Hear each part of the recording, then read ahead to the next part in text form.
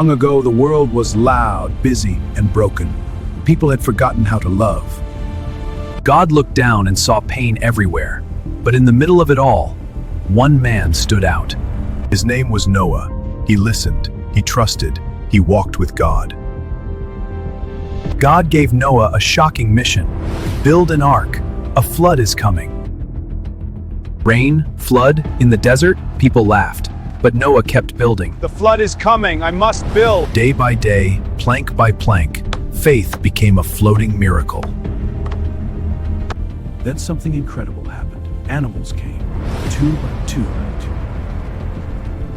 When the last animal entered, God shut the door. Rain fell, then more rain, then oceans from the sky. The whole world changed, but the ark kept floating. Inside, fear met faith, and faith held on. After 40 days, the rain stopped.